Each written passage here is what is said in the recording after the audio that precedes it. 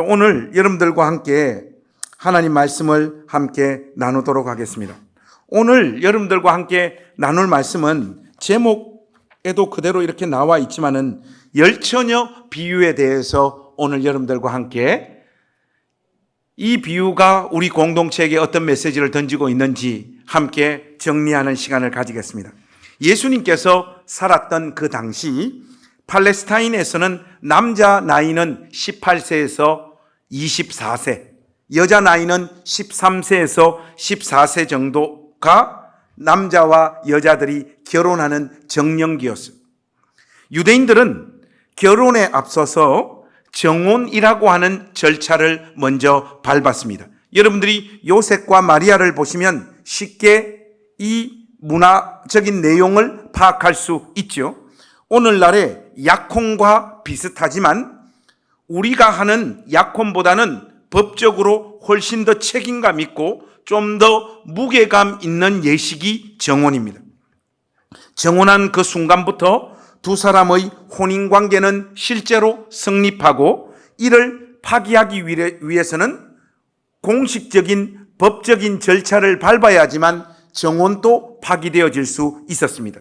우리가 좀 이해하기 어려운 지점은 정혼을 마친 신랑은 아버지의 집으로 돌아가서 1년가량 신부와 떨어져서 살아야 됩니다. 이 기간을 정혼 기간이라고 하는데 이 기간 동안 신랑은 신부를 아버지의 집으로 데려와 살 수 있도록 처소를 마련합니다. 신랑은 모든 준비를 마치고 나면 신부를 데리러 신부 집으로 갑니다. 언제 올지 모르는 신랑을 오매불망 기다려야 하는 신부를 돕기 위해서 예정일보다 며칠 앞서 신부의 친구들, 즉 들러리가 신부의 곁에서 함께합니다. 오늘 본문에 등장하는 25장 1절과 2절 말씀에 등장하는 이 열처녀들이 바로 이 신부의 들러리들입니다. 유대인의 결혼식은 낮에 행하지 않고 초저녁에 시작되어집니다. 그래서 신부의 들러리들은 어두움을 밝힐 수 있도록 등불을 준비하고 예정보다 조금 늦게 오는 신랑을 기다리다 등불이 꺼질 수 있기 때문에 그 등불을 유지할 수 있도록 여분의 기름까지 준비하고 있어야 되었습니다. 그런 내용들이 오늘 본문 말씀을 살짝 읽어보면 우리가 쉽게 그 배경적인 지식을 파악할 수 있습니다. 그런데 오늘의 본문은 말 그대로 신랑이 예상 시간보다 좀 늦게 옵니다. 그래서 엑스트라로 여분의 기름을 더 준비하고 있었던 신부의 친구들이 슬기로운 자들로 인정받는 이야기가 전개되어지고 있습니다. 결국 준비하지 못한 자들은 미련한 자들로 규정되어져서 혼인잔치에 들어가지 못하는 사태가 벌어지고 맙니다. 그 내용이 오늘 본문에 잘 기록되어져 있습니다. 이 스토리를, 이 비유를 한번 쭉 잘 읽은 사람은 누구나 깨어서 준비하라라고 하는 말의 의미가 무엇인지, 그리고 기름이 뜻하는 바가 무엇인지, 기름을 준비한 자와 기름을 준비하지 못한 자의 차이가 무엇인지에 대해서 의문을 가질 수밖에 없습니다. 왜냐하면 그 내용이 오늘 이 비유의 포인트이기 때문에 그렇죠. 그런데 13절에 나와 있는 말씀대로 깨어 있으라라고 하는 이 권면의 말씀의 의미를 제대로 이해하기가 만만치가 않습니다. 왜냐하면 여러분 25장 5절 말씀 한번 보십시오. 25장 5절 말씀을 보시면 신랑이 더디 오므로 다 졸며 잘세 이렇게 말하고 있습니다. 모두가 다 졸고 잠들어 있습니다. 슬기로운 처녀들은 안 자고 어리석은 처녀들은 잠을 자고 있는 형국이 아닙니다. 슬기로운 처녀들도 슬기롭지 못한 처녀들도 모두가 졸면서 잠에 빠져든 상황입니다. 그러니까 깨어 있으라라고 하는 이 말의 뜻이 실질적으로 잠을 자고 있느냐 잠을 자고 있지 않느냐의 이야기를 하고 있는 것이 아니라는 것. 이것을 여러분들이 1차적으로 마음에서 정리를 하셔야 됩니다. 결국은 깨어 있느냐 깨어 있지 않느냐의 문제를 결정짓는 것은 기름을 준비하고 있었느냐 준비하지 못했느냐의 문제로 흘러갈 수밖에 없습니다. 그렇다면 여러분, 이 기름은 무엇을 의미할까요? 교회 조금만 다닌 사람들은 기름 이꼴 뭡니까? 성령. 그래서 기름을 준비하고 있어야 된다라고 하는 이 말씀의 의미를 성령님을 심령에 모시고 있어야 된다, 이렇게 이 본문을 가지고 해석하는 분들이 있습니다. 그 근거가 어디 있습니까? 이렇게 물어보면 기름은 성령이지 않습니까? 또 이렇게 이야기를 해요. 돌아버릴 일입니다. 또 어떤 사람은 이 기름을 준비한다라고 하는 것은 믿음을 준비하고 있어야 된다, 이렇게 이해를 합니다. 이런 이야기들은 답이 다 틀렸다 이렇게 말할 수는 없지만은 본문이나 마태복음의 문맥에서 그 근거를 제시하면서 이야기해야 되는 문제라고 할 때에 적절한 답변이라고 보기 어렵습니다. 좀 신약 성경학자인 건덜이라고 하는 사람은 마태복음의 문맥에서 볼 때 이 기름을 준비하는 삶은 하나님 앞에서 선행을 행하는 것이다, 이렇게 이야기를 해요. 그런데 전부 다 이런 답변들은 파편적인 것, 부분적인 대답에 지나지 않습니다. 기름을 준비하는 삶, 이 말의 의미를 제대로 이해하기 위해서는 마태복음의 구조와 흐름을 우리가 제대로 파악하고 있어야 됩니다. 마태복음을 구조적으로 나누는 방법이 여러 가지가 있는데 그중 가장 효과적인 방법은 마태복음 안에는 긴 설교가 5 묶음이 존재한다는 것을 여러분들이 기억하시는 방법이 제일 좋습니다. 한 번 더 말씀을 드리겠습니다. 마태복음 안에는 긴 설교 묶음이 5 묶음이 존재합니다. 그 5 묶음의 긴 설교 중에 마지막 묶음이 23장에서 25장입니다. 이건 무엇을 의미하는가 하면 23장에서 25장은 서로 밀접한 연관성을 가지고 있고 거의 동일한 메시지를 전달하고 있다는 것을 우리에게 가르쳐 주고 있습니다. 그 토대 위에서 오늘 우리가 이 비유 말씀을 해석하고 이해를 해야 됩니다. 그러니까 열처녀의 비유를 제대로 이해하기 위해서는 물론 오늘 본문 말씀도 우리가 제대로 읽고 이해를 해야 되지만 23장에서부터 25장 안에 담겨져 있는 공통된 메시지, 어떤 내용을 강조하고 있는가를 23장에서부터 25장을 다 살펴봐야지 비로소 그때야 기름을 준비하는 삶이 무엇을 의미하는지를 우리가 제대로 이해할 수 있다, 이 말입니다. 먼저 여러분, 23장에서부터 25장까지 우리가 잘 살펴봐야 된다고 했는데 먼저 25장 13절 말씀 한번 보십시오. 25장 13절 말씀 우리 한 목소리로 한번 읽어보실까요? 시작. 그런즉 깨어 있으라, 너희는 그 날과 그 때를 알지 못하느니라. 여러분, 이어서 24장으로 한번 넘어가 보십시오. 25장에서는 이 깨어 있으라를 굉장히 강조하고 있죠. 그리고 24장 42절에서 44절 말씀 한번 보십시오. 24장 42절에서 44절 우리 한 목소리로 한번 읽어보겠습니다. 시작. 그러므로 깨어 있으라, 어느 날에 너희 주가 임할런지 너희가 알지 못함이니라. 너희도 아는 바니 만일 집 주인이 도둑이 어느 시각에 올 줄을 알았더라면 깨어 있어 그 집을 뚫지 못하게 하였으리라. 이러므로 너희도 준비하고 있으라. 생각하지 않은 때에 인자가 오리라. 여러분 어떻습니까? 24장과 25장이 거의 비슷한 동일한 메시지를 전달하고 있다는 거 확실하게 느껴지시죠? 그런데 여러분, 이 긴 설교의 마지막 묶음은 24장, 25장이 묶여 있는 것이 아니라 어디서부터 시작되어진다고요? 23장.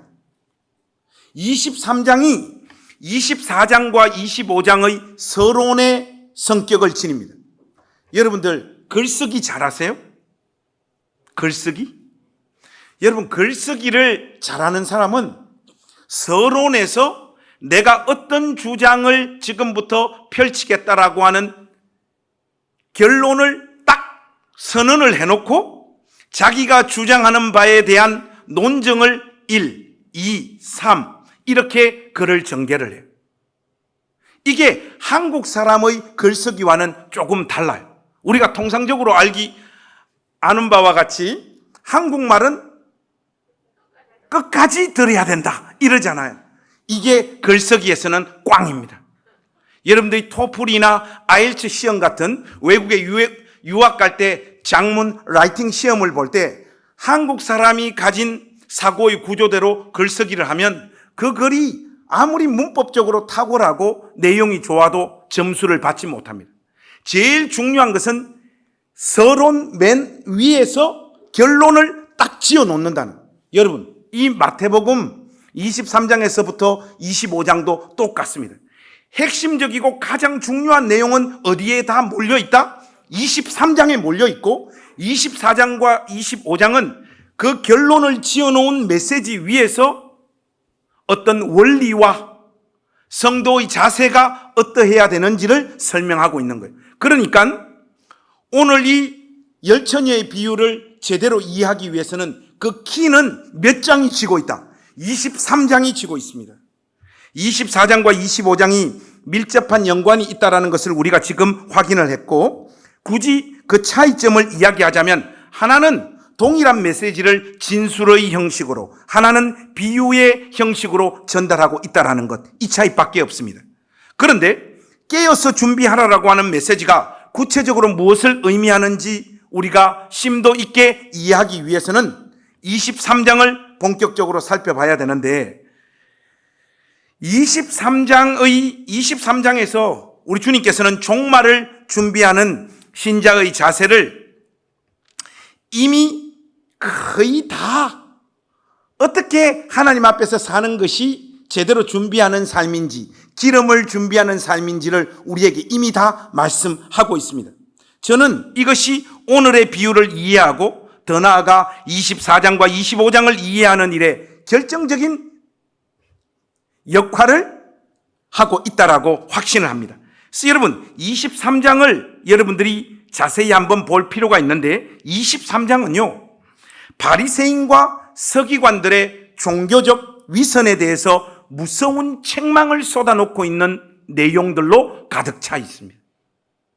예수님은 그들을 향해서 이 마태복음 23장에서 소경이다라고 그들을 향하여 5번 이야기를 하고 있고, 위선자라고 6번이라고 지적하고 있습니다. 여러분, 이건 무슨 말입니까? 소경이라고 하는 것은 하나님께서 예수님을 통하여 전해준 하나님 나라의 복음과 그 계시에 대해서 전혀 이해를 하지 못하고 있다는 것을 강조하고 있는 말이죠. 그런데 바리새인과 서기관들은 자신들이 특별한 이해와 식견을 가진 자들이라고 다른 사람들을 속이고 자기 자신들을 속이면서 종교적 위선으로 끊임없이 자신들을 꾸미면서 살고 있었던 자들이었습니다. 이런 식의 삶을 향하여 예수님은 외식하는 자들이다, 이렇게 그들의 삶을 규정하셨습니다. 여러분, 외식이라고 하는 말은요, 어떤 행동에 대한 실체적인 알맹이는 전혀 갖고 있지 않으면서 그것을 가지고 있는 척하는 삶을 외식하는 삶이라고 말을 합니다. 결국 위선적인 삶을 말하는데, 이 위선적인 삶의 핵심은 적절한 타이밍을 찾아서 자신의 존재감을 다른 사람들에게 자기의 실력과 능력보다 더한 어떤 느낌과 이미지를 심어주기 위한 몸부림인 거예요. 바리새인과 서기관들의 구체적인 특징을 한 2가지만 우리가 함께 살펴보기를 원하는데, 마태복음 23장 27절 말씀을 여러분 한번 열어보십시오. 마태복음 23장 27절 28절 2절만 우리가 한번 보겠습니다. 마태복음 23장 27절 28절 같이 읽겠습니다. 시작. 화 있을진저 외식하는 서기관들과 바리새인들이여, 회칠한 무덤 같으니 겉으로는 아름답게 보이나 그 안에는 죽은 사람의 뼈와 모든 더러운 것이 가득하도다. 이와 같이 너희도 겉으로는 사람에게 옳게 보이되 안으로는 외식과 불법이 가득하도다. 여러분, 우리 주님의 평가이기 때문에 이 평가는 너무나 정확하죠. 예수님은 서기관과 바리새인들을 향하여 단호하게 그들이 모세의 자리에 앉아가지고 종교가 중심이 된 그 세상에서 온갖 권위와 위세는 다 행사하고 가르치면서 정작 자신들은 삶의 현장에서 하나님 말씀을 실천하는 모습을 보이지 않는 자들이라고 묘사하고 있는 거예요. 여러분, 이들의 실체를 여러분들이 제대로 조금 더 깊이 이해하실 필요가 있습니다. 그들에게는 하나님 말씀대로 살고 싶은 진실한 열망도 없고, 또 하나님 말씀에 순종하여 그 공로로 하나님 앞에 칭찬받고 싶은 마음도 없었습니다. 서기관들과 바리새인들의 신앙은 그 정도도 되지 못했어요. 예수님께서 그들을 향하여 내리신 평가는 의외로 간단하고 단호했습니다.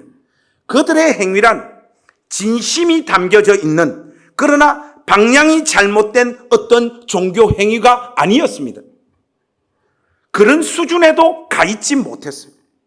그냥 이런 쇼와 저런 처세술로 사람들을 속여 사람들에게 인정을 받아보려는 인위적인 몸부림에 불과한 것이었어요. 서기관들과 바리새인들이 이렇게 사는 이유도 간단합니다. 그들의 실제 모습이 들통나면 세상이 다 뒤집어지기 때문에 자신들의 더러움을 철저하게 감출 수 있는 두꺼운 포장지가 필요한데 그게 신앙생활이었던 거예요. 그래서 이들은 끊임없이 자기들의 믿음 생활, 자기들의 경건의 빛을 사람들 앞에 비추면서 사람들이 자신들의 그 경건의 빛에 주목하도록 만들었습니다. 사람들이 그들의 거짓 쇼에 집중하는 동안 그들은 자신들의 치부를 감추고 동시에 자기들이 받아야 할 박수와 영광을 훨씬 뛰어넘는 차원의 박수와 영광들을 자기 인생 가운데서 챙기면서 살아갔던 자들이죠. 사람들 인식 속에 있잖아요. 저 사람이 믿음의 사람이다, 저 사람이 경건한 사람이다라고 하는 인식이 자리 잡히게 되는 순간 모든 게임은 다 끝납니다.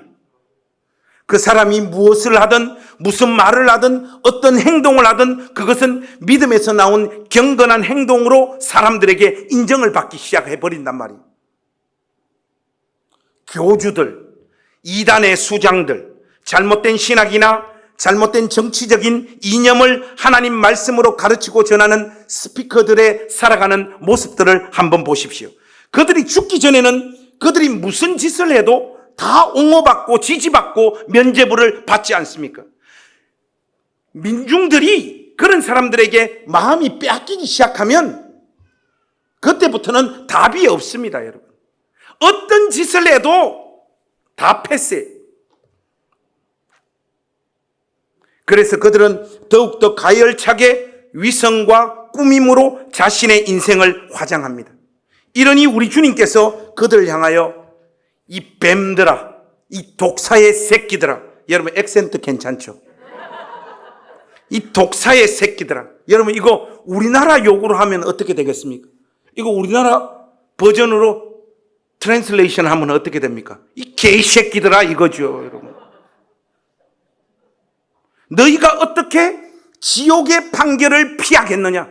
우리 주님께서 그 시대에 가장 주님을 사랑하고 주님을 사랑하는 그 마음을 종교적인 형식으로 표현해내고 있는 서기관들과 바리새인들을 향하여 독사의 새끼들아, 어떻게 너희들이 지옥의 판결을 피할 수 있겠느냐? 이렇게 그들의 삶을 평가하고 있습니다. 서기관들의 또 바리새인들의 또 하나의 특징을 기록하고 있는 말씀이 23장에 하나 더 있는데 여러분 23절 한번 보십시오. 거기 보면 아주 유명한 말씀이 나와 있죠. 여러분 23절 말씀도 우리 소리내서 한번 읽어보겠습니다. 시작. 화 있을 진저 외식하는 서기관들과 바리새인들이여, 너희가 박하와 회양과 근처의 11조는 들이되 율법에 더 중한 바 정의와 긍휼과 믿음은 버렸도다. 그러나 이것도 행하고 저것도 버리지 말아야 할지니라. 여러분 이 말씀 가만히 한번 보십시오. 11조를 여러분은 제대로 하나님 앞에 드리고 있으십니까? 이거 꾸준히 하는 거 정말 쉽지 않아요. 저는 주일 성수나 11조를 꾸준히 하는 분들을 보면 정말 존경스럽고 신앙의 기본기가 정말 탄탄한 분들이라 그렇게 여겨집니다. 나이를 먹으면 먹을수록, 목회를 하면 할수록 이런 일들을 꾸준히 잘 감당하는 분들이 정말로 존경스럽습니다. 이 결코 쉬운 일이 아닙니다. 원래 11조 계산할 때 가급적 적게 내려고 우리가 몸부림치잖아요. 거기에서 나온 것이 뭐냐? 세후 11조냐 세전 11조냐. 보통 여자들이 믿음이 좋기 때문에 여보 세전 11조 하나님 앞에 드려야지. 남자들은 어떡합니까? 세후 11조도 하나님께서 기쁘게 받으신다 이러면서 뭐 이렇게 하잖아요. 또 목회자들은 우리 친구들하고 이렇게 만나보니까 절대 제가 주장한 게 아닙니다. 우리 친구 중에 어떤 한 녀석이 그래요.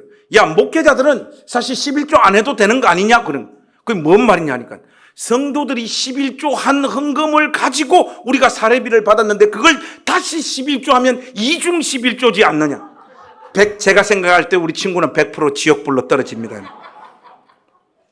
결국 조금이라도 적게 낼 수 있는 방안을 사람들은 찾는 것 같아요. 이 사람들의 본능이죠, 여러분. 그런데 서기관들과 바리새인들은 박하와 회양과 근채까지도 11조를 철저하게 드렸습니다. 이 돈으로 치면 그 액수가 너무 작은 어떤 부분에까지 철저하게 계산을 해서 하나님 앞에 드리려고 했던 것이죠.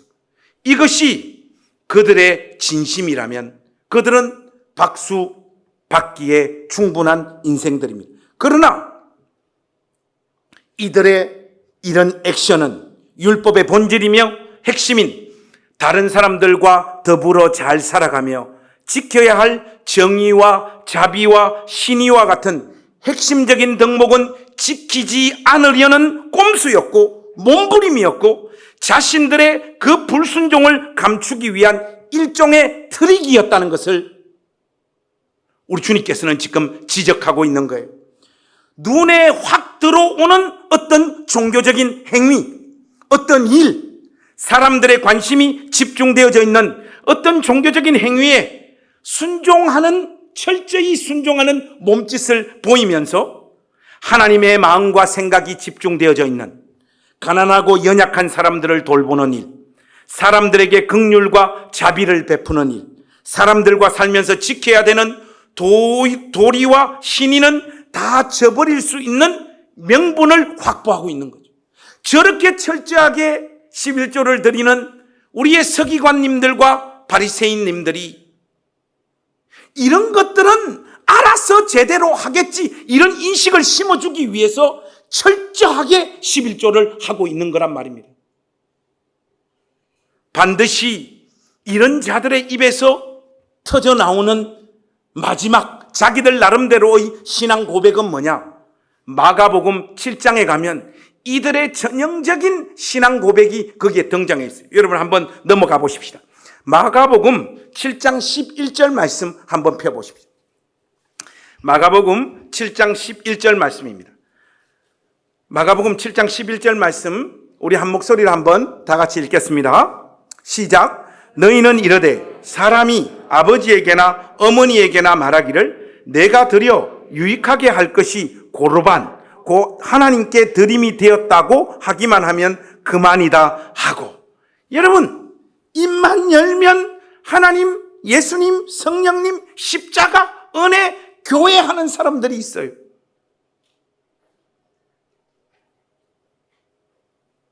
저는 이런 이야기로만 대화 시간을 다 채우는 사람들이 싫어요, 여러분.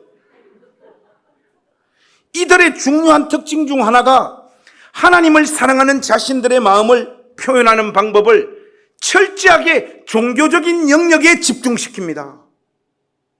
그런데 의외로 이런 부류들 중에 정작 인간관계의 가장 근본이 되는 부모님이나 부부, 자식들과의 관계는 개판인 사람들이 너무 많아요. 서기관들과 바리새인들의 신앙이 이렇단 말이에요, 여러분. 사람들에게 해야 할 기본적인 도리나 예의와 태도는 엉망이면서 하나님을 사랑하고 하나님께 토해놓는 자신의 신앙적인 진심은 진실한 것이라고 이야기하는, 또 속으로는 그렇게 자신은 믿음이 있는 사람이라고 생각하는 사람들이 교회 안에 얼마나 많습니까? 우리 주님께서 이들을 향하여 너희들의 그 신앙 행위는 하나님 앞에서 다 위선이고 쇼에 불과한 것이다, 그렇게 말씀하고 있는 것입니다. 저는 오늘 열처녀의 비유와 이 열처녀의 비유를 해석하는 데 있어서 가장 중요한 23장에서부터 25장 안에 담겨져 있는 공통된 이 메시지가 기름을 준비하는 삶이 무엇인지 우리에게 분명히 말해주고 있다라고 확신을 합니다. 한마디로 여러분, 주님 다시 오시는 그날 한 사람의 신자로서 기름을 준비하는 삶은 다른 삶이 아닙니다.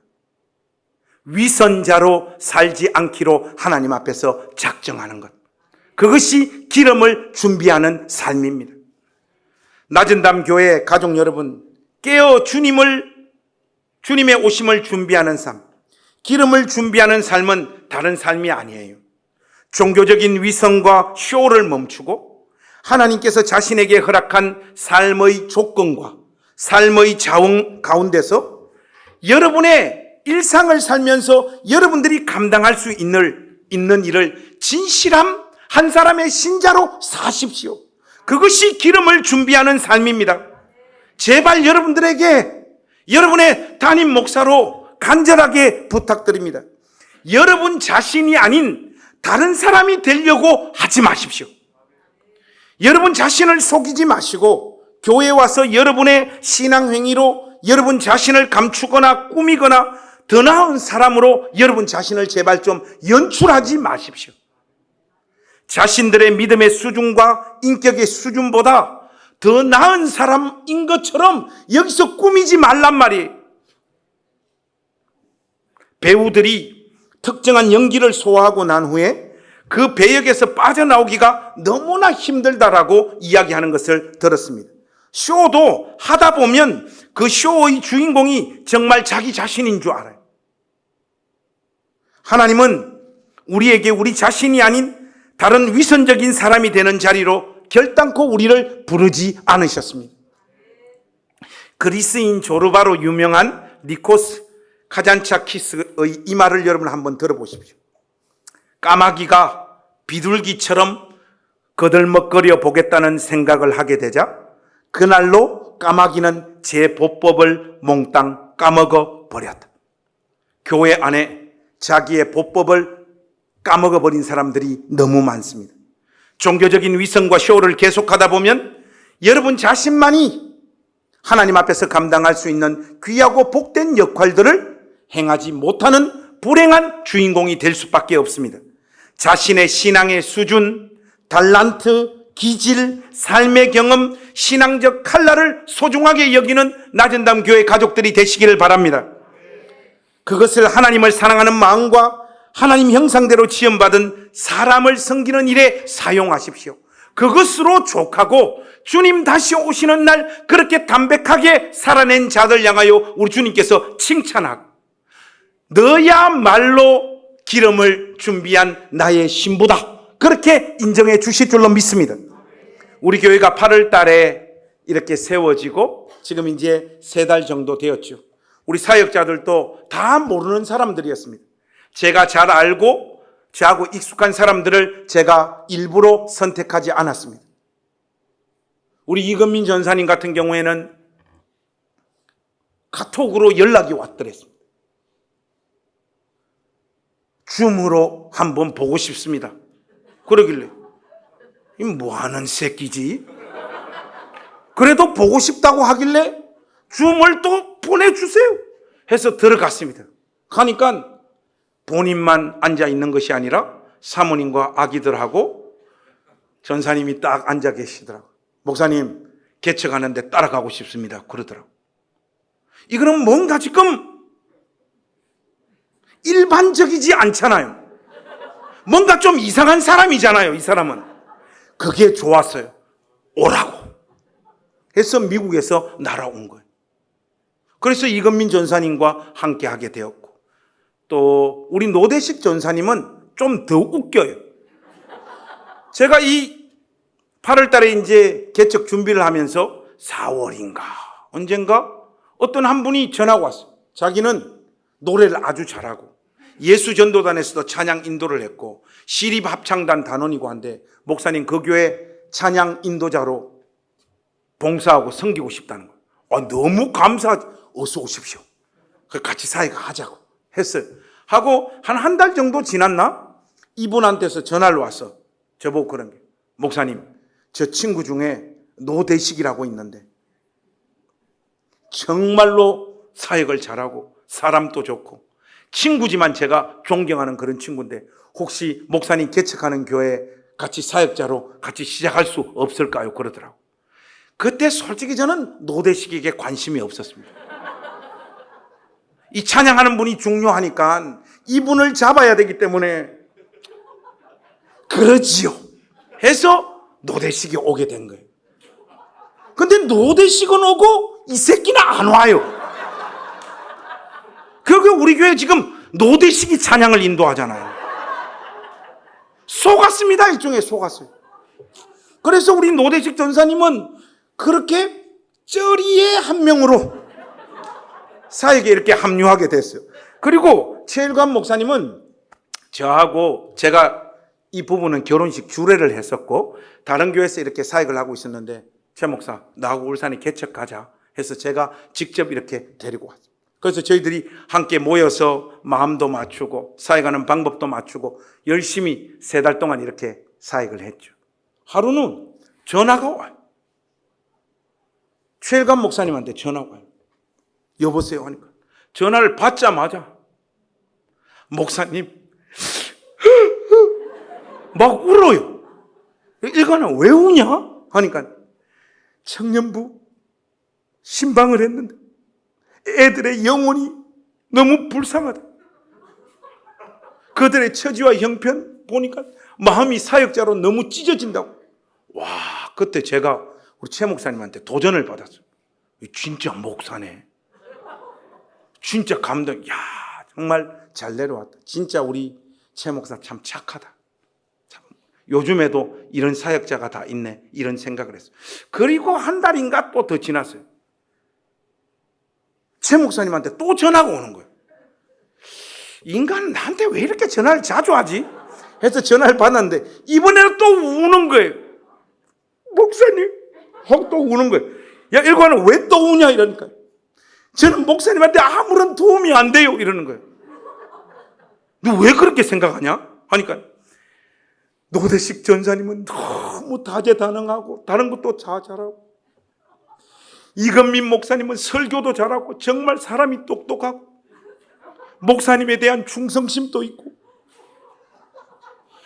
저는 아무것도 없잖아요 하면서 막 우는 거예요. 그때 제가 최일관 목사님 보고 한마디 했어요.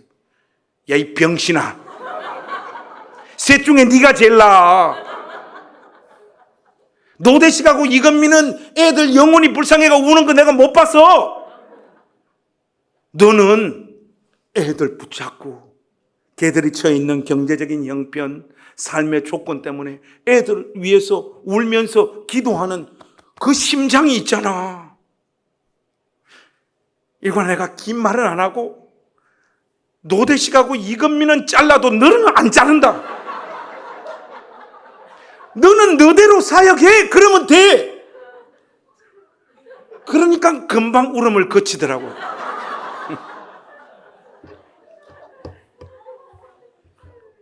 여러분, 왜 교회 안에서 자기 자신이 아닌 다른 사람이 되려고 하십니까?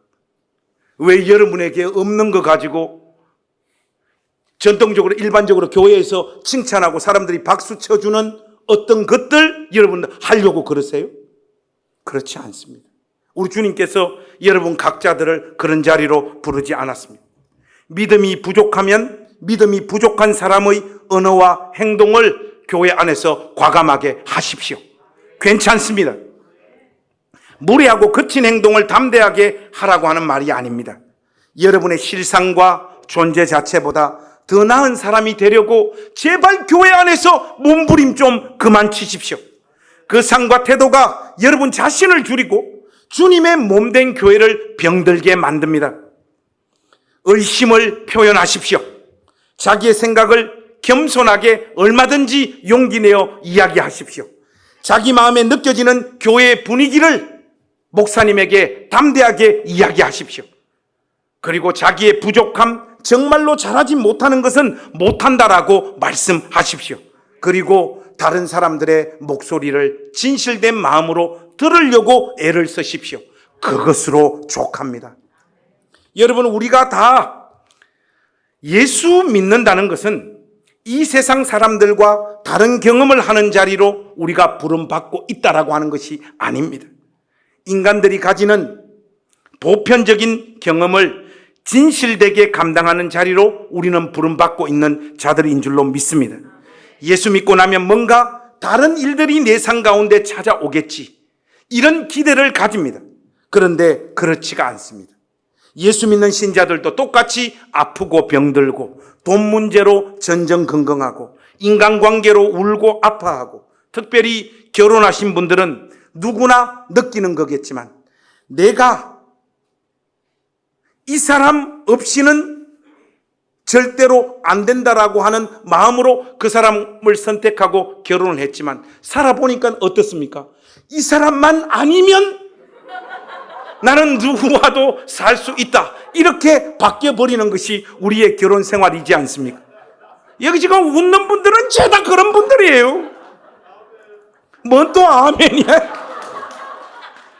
그런 경험을 예수 믿는 신자는 다 똑같이 합니다.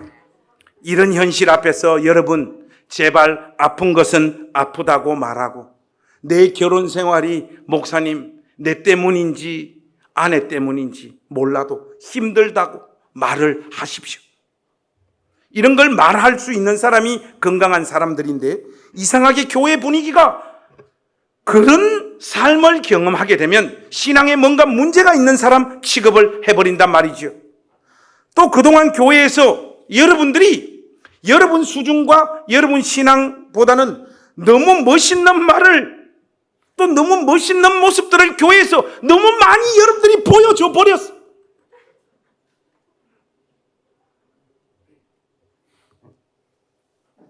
그러니까 자기 자신의 실질적인 삶 가운데 열매 맺히는 수치스럽고 부끄럽고 말하기 어려운 내용들을 교회에 와서 이야기를 못하는 거예요. 나 분명히 기도회 때 손 들고 찬양한 여잔데 내 결혼 생활이 이렇게 힘들다고 이야기를 하면 사람들이 뭐라고 할까? 여러분, 목사님들이 왜 간암으로 많이 죽는 줄 알아요? 교회에서 온갖 멋있는 말 설교 시간에 다 하잖아요. 사랑하라고 이야기하잖아요. 집에 가면 어떻게 됩니까? 사랑이 안 돼요. 그 위선, 그 양쪽 간격에서 엄청난 스트레스를 목사들이 받는 거예요. 그것 때문에 간암 걸리는 거예요. 여러분, 저는 왜 간암 안 걸립니까? 교회에서도 개판, 집에서도 개판이거든요. 둘 중에 하나만 하시라고요. 교회에서 너무 멋있는 말, 너무 신앙 있는 척 하지 마십시오. 그것이 여러분들의 본질이면 그렇게 하셔도 됩니다. 근데 그게 아니고, 아닌 사람들이 왜 여기 와서 대단히 믿음 좋은 사람인 것처럼 그렇게 행동하냐고요. 무언가 자기 인생이 잘 풀릴 때는 보통 이런 사람들은 교회 일에 열심을 내다가 인생이 잘 안 풀리고 꺾이면 교회에서 사라지거나 교회 안에서 굉장히 소극적으로 예배만 드리고 집으로 사라집니다. 신앙과 삶의 핵심적인 자리에 자기 존재가 놓여 있기 때문에 그래요. 십자가와 우리 주님이 놓여 있지 않기 때문에 그렇습니다. 자기가 부각되고 자기가 드러나지 않으니까 숨는 거잖아요. 인생 좀 잘 풀려가지고 헌금도 팍팍 하고 목사님하고 친하게 지내고 목사님과 한 번씩 골프도 치러 다니고 해야지 교회 안에서도 어깨에 힘 넣는데 인생이 막 꺾여버리니까 다 숨는 거 아닙니까? 자신의 처지와 형편, 자신의 연약함과 부족함을 누군가를 붙잡고 솔직하게 이야기할 수 있는 분위기가 주님의 몸된 교회 안에는 만들어져야 됩니다. 그러기 위해서는 우리 가족들이 위선적인 신앙생활을 멈춰야 합니다. 여러분, 저는 이미 다 알고 있습니다. 목사님, 뭘 알고 있는데요? 여러분들이 별로 믿음 없다는 거 다 알고 있어요, 제가. 여러분의 위선을 보는 게 매주 너무 고통스러워요. 인사할 때도 담백하게 목사님 반갑습니다 이러면 되는데, 목사님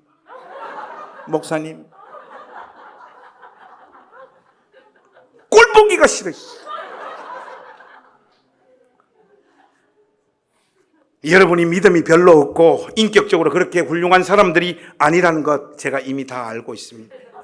그러니 조금 자유해지십시오. 여기까지 와서 똥폼 잡지 마십시오. 교회는 집과 같은 곳이 되어야 됩니다. 벌거벗어도 안전한 곳이며 이해를 받을 수 있는 곳이어야 합니다. 나의 가장 부끄러운 것들을 토하고 나누고 마음을 전달했을 때 그것이 저 뒤에 어떤 공간에서 나를 더 씹고 욕하는 일들이 절대로 벌어지지 않는 곳이라는 것을 성도들이 서로 느낄 때 여기서 진실되게 자기의 수준대로, 자기의 칼라대로, 자기의 신앙대로 하나님을 믿고 섬길 수 있는 거예요.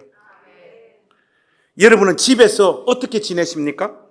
군에 간 지호와 저는 집에서 거의 타잔으로 지냅니다. 팬티 한 장 입고 막 돌아다녀요. 아들도 그렇고 저도 좀 그래요. 그래서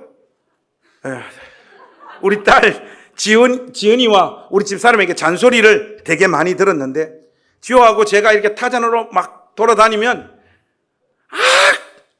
이러는데 그 손 모양을 보면 이게 벌려져 있어요.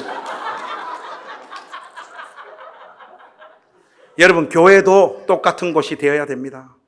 여러분, 연약하고 못나고 부족한 거 이야기해도 괜찮습니다.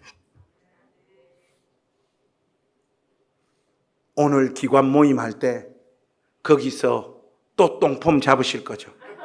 내가 옛날에 어떤 교회에서 신앙생활 할 때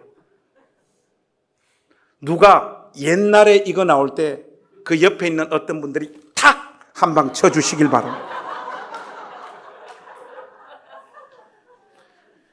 서기관들과 바리새인들의 이런 모습들은 두 가지 유형으로 나눌 수 있습니다. 이런 연기와 쇼를 너무 오랫동안 하다 보면 자신들이 진짜로 하나님을 사랑하고 믿음이 좋은 사람이라고 하는 자의식을 가지는 경우와 자신들이 지금 연기와 쇼를 하고 있다는 것을 스스로도 알고 있는 이 두 부류로 나눌 수 있습니다. 여러분, 이 두 부류 중에 누가 더 악한 사람들입니까? 말씀하기 조금 어렵죠. 둘 다 독사의 새끼들입니다. 어떤 자리에 있든지 이런 자들을 향하여 하나님께서 단호하게 말씀합니다. 하나님을 사랑하고 자기가 믿음이 있고 신앙이 있다라고 하는 것을 종교적인 영역에 집중해가지고 모든 것을 쏟아붓고 있는 자들을 향하여 우리 주님께서는 결코 그들의 믿음과 신앙의 세계를 인정하시지 않습니다.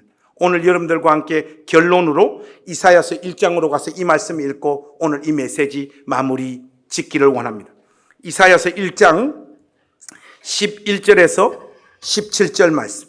오늘 메시지의 결론으로 우리 공동체가 하나님 앞에서 두렵고 떨리는 마음으로 이 말씀 함께 받기를 원합니다. 이사야서 1장 11절에서 17절 말씀. 여러분들 우리 한 목소리로 11절에서 17절 크게 한번 다 같이 읽겠습니다. 시작. 여호와께서 말씀하시되 너희의 무수한 재물이 내게 무엇이 유익하뇨? 나는 순양의 번제와 살찐 짐승의 기름에 배불렀고 나는 수송아지나 어린 양이나 순염소의 피를 기뻐하지 아니하노라. 너희가 내 앞에 보이러 오니 이것을 누가 너희에게 요구하였느냐? 내 마당만 밟을 뿐이니라. 헛된 재물을 가져오지 말라. 분향은 내가 가정이 여기는 바요. 월삭과 안식일과 대회로 모이는 것도 그러하니 성회와 아울러 악을 행하는 것을 내가 견디지 못하겠노라. 내 마음이 너희의 월삭과 정한 절기를 싫어하나니 그것이 내게 무거운 짐이라. 내가 지기에 곤비하였느니라. 너희가 손을 펼 때 내가 내 눈을 너희에게서 가리고 너희가 많이 기도할지라도 내가 듣지 아니하리니 이는 너희의 손에 피가 가득함이라.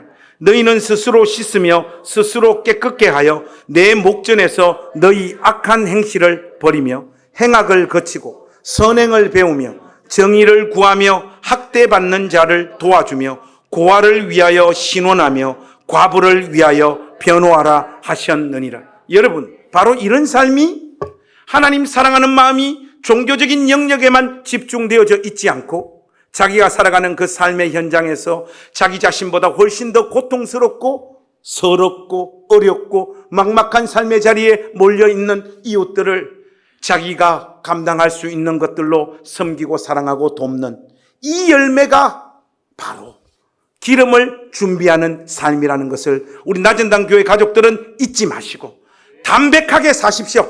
여러분 존재대로 하나님 앞에 서는 복된 믿음의 권속들이 되시기를 우리 주님의 이름으로 부탁합니다. 그런 의미에서 우리가 옆에 있는 가족들에게 서로 자꾸 입을 열어서 고백해야 되는데 2명씩 쫙 한번 지어보세요. 그리고 눈을 한번 쳐다보세요. 자, 보시고 이렇게 한번 이야기하세요. 우리 진실되게 집사님, 장로님, 권사님, 집사님이 생각하는 것보다 내가 그렇게 괜찮은 사람 사실 아니야. 그렇게 이야기 한번 해보세요.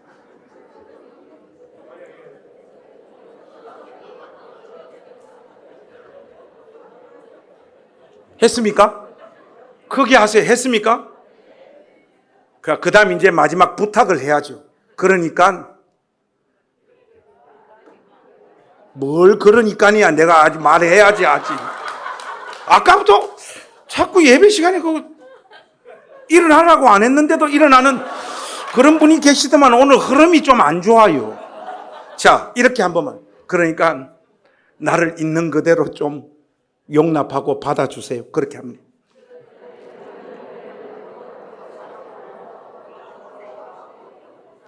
자, 이제는 그렇게 말했으니까 서로에게 이렇게 말해.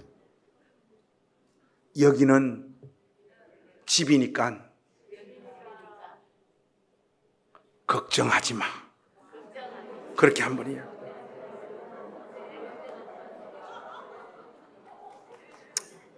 여러분 다 잘 하셨습니까?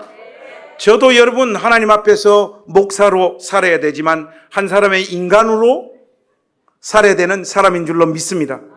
저도 저의 존재 있는 그대로 목회하며 살겠습니다. 아마 다음 주부터 못 볼 걸 많이 보게 될 거예요. 여러분들이 잘 견디고 참아주실 줄로 믿습니다. 그리고 하나님 사랑하는 우리의 이 마음을 종교적인 영역을 벗어난 영역에서도 우아하고 아름답게 멋지게 펼치고 살아가는 그런 공동체 되기를 소망합니다. 그 주인공들이 다 되시기를 우리 주님의 이름으로 부탁합니다. 기도하겠습니다. 하나님 아버지, 은혜와 사랑을 감사합니다. 기름을 준비하는 삶이 바리새인들과 서기관들처럼 사람들 앞에서 자기 자신을 화장하고 꾸미고 또 그렇게 사람을 속이고 자기 자신을 속이면서 자기 자신의 원래의 모습보다 훨씬 더 좋은 이미지를 어떤 사람들의 의식 속에 심어 넣으려고 하는 것, 그것이 우리 주님께서 책망하고 질타하셨던 바리새인과 서기관들의 삶이었는데 하나님 앞에서 정직하고 담백하게 살아가는 우리가 되도록 은혜를 베풀어 주시옵소서. 원래의 나 자신으로 하나님 앞에 서는 은혜를 베풀어 주시옵소서. 하나님 무엇보다도 이 교회를 붙잡아 주셔서 서로의 연약함과 부족함을 고백할 때, 아픔과 고통을 이야기할 때 넉넉하게 그 부끄러움과 수치도 다 감사 안을 수 있는 공동체가 되도록 우리 낮은담 교회를 복 주시옵소서. 무엇보다도 하나님, 우리 가족들 주를 사랑하는 그 마음을 예배드리고 기도하고 함께 모이고 하는 이런 종교적인 영역에서만 열심을 내는 것으로 표현되어지는 것이 아니라 하나님 형상대로 지음받은 사람을 온 마음을 다하여 우리의 삶의 현장에서 사랑하는 것으로 표현해내는 공동체가 되도록 은혜를 주시옵소서. 우리 구주 예수 그리스도의 이름으로 간절히 기도하옵나이다. 아멘.